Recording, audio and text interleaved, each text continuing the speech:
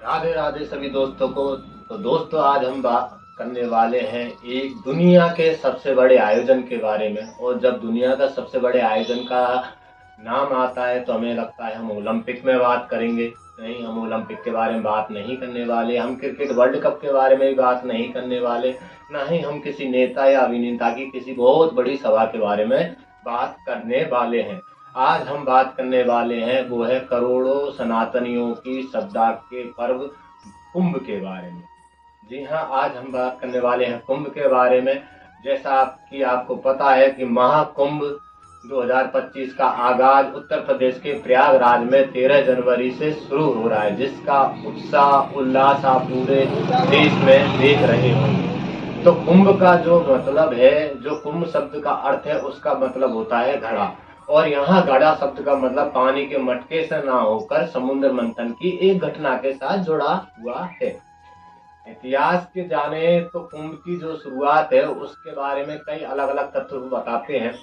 जो पहला तत्व है उसके अनुसार जो कुंभ की शुरुआत है वो आदि शंकराचार्य ने करोड़ों सनातनियों को एकजुट रखने के लिए शुरुआत उन्होंने की थी। और दूसरी तथ्य की माने तो ये कुंभ की जो शुरुआत है वो समुद्र मंथन की घटना के साथ जुड़ी हुई है। जब देवता और दानवों के बीच में समुद्र मंथन हुआ था तो समुद्र मंथन के लास्ट में जो अमृत कलश निकला था, उस अमृत कलश को लेकर देवता और दानवों के बीच में झगड़ा हुआ। उस झगड़े के दौरान कुछ अमृत की बूंदें धरती पे जहां जहां स्थानों पर गिरी, उन स्थानों पे आज वर्तमान में कुंभ का आयोजन किया जाता है। वो स्थान है उत्तर प्रदेश में प्रयागराज, उत्तराखंड के अंदर हरिद्वार, महाराष्ट्र के अंदर नासिक और मध्य प्रदेश के अंदर उज्जैन। होता है अर्ध कुंभ। 12 साल के बाद जो होता है वो पूर्ण कुंभ का आयोजन होता है, पर जो 6 साल के अंदर जो होता है वो उसको बोलते हैं हम अर्ध कुंभ। अर्ध कुंभ का जो आयोजन है वो उत्तराखंड हरिद्वार में गंगा नदी के तट पर 6 साल के अंदर होता है। और दूसरा जिसका जो आयोजन है वो उत्तर प्रदेश के प्रयागराज में गंगा यमुना सरस्वती के संगम स्थल पर। बात करते हैं हम सिंहस्थ के बारे में। जो सिंहस्थ का संबंध है वो सिंह राशि से जुड़ा हुआ है। जब गुरु बृहस्पति सिंह राशि में प्रवेश करते हैं और सूर्य भगवान जब मेष राशि में प्रवेश करते हैं, तब सिंहस्थ का जो आयोजन है वो मध्य प्रदेश के उज्जैन में शिप्रा नदी के तट पर किया जाता है। और जब गुरु बृहस्पति सिंह राशि में प्रवेश करते हैं तब सिंहस्थ का आयोजन महाराष्ट्र के नासिक में गोदावरी नदी के तट पर किया जाता है।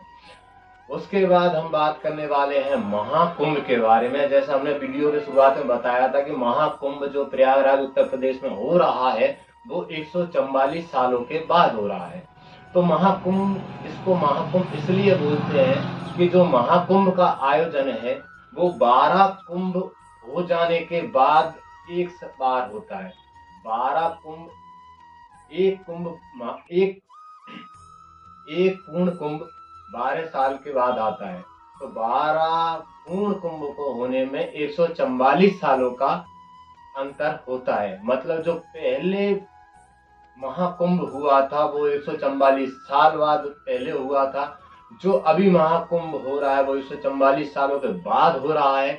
जो आने वाला महाकुंभ होगा वो भी 144 सालों के बाद होगा।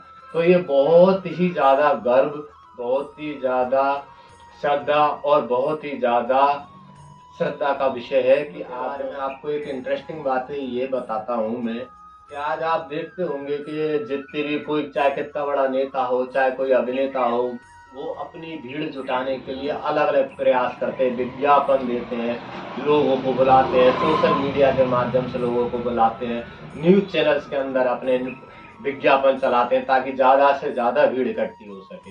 पर आपको मैं बताना चाहूंगा कि कुंभ एक ऐसा आयोजन है जिसमें बिना किसी निमंत्रण पत्र, बिना किसी बुलावे के करोड़ों आदमी अपनी श्रद्धा से इसमें सम्मिलित होते हैं।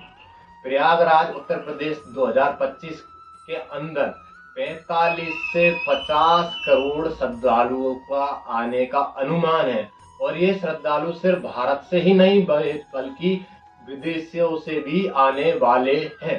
पूरी विदेशी मीडिया की नजर वर्तमान में महाकुंभ 2025 पर टिकी हुई है, क्योंकि वो लोग जिज्ञासु हैं कि इतने सारे लोग बिना किसी निमंत्रण, किसी बुलावे के कैसे एक जगह पर इकट्ठे हो सकते हैं। और ये सब जो होता है वो होता है श्रद्धा के कारण, क्योंकि करोड़ों सनातनी बिना किसी जात पात, बिना किसी भेदभाव, बिना किसी अमीरी गरीबी के एक साथ एक जगह पर श्रद्धा रूपी डुबकी लगाने के लिए इकट्ठे होते हैं। ये ही इस पर्व का सबसे बड़ा महत्व है। और ये पर्व आज से ही नहीं, कई शताब्दियों से चला आ रहा है और न जाने कितनी शताब्दियों तक जाने वाला है।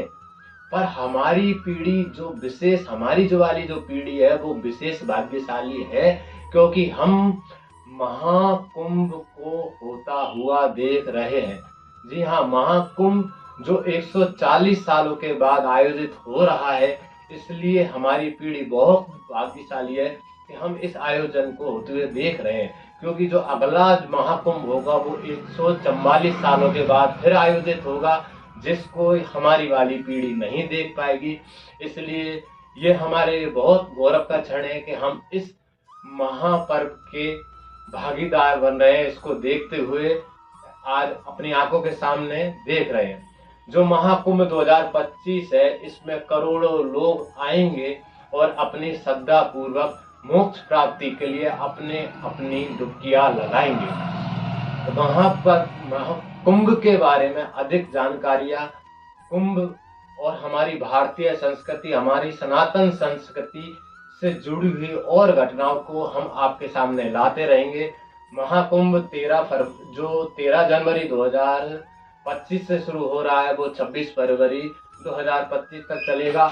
उसके बारे में, उसके इतिहास के बारे में जो भी और कुछ इंटरेस्टिंग होगा, हम अपने वीडियो के माध्यम से लाकर आप तक पहुंचाने का प्रयास जरूर करेंगे। तो इसलिए आप हमारे चैनल से जुड़े रहिए। आपका बहुत बहुत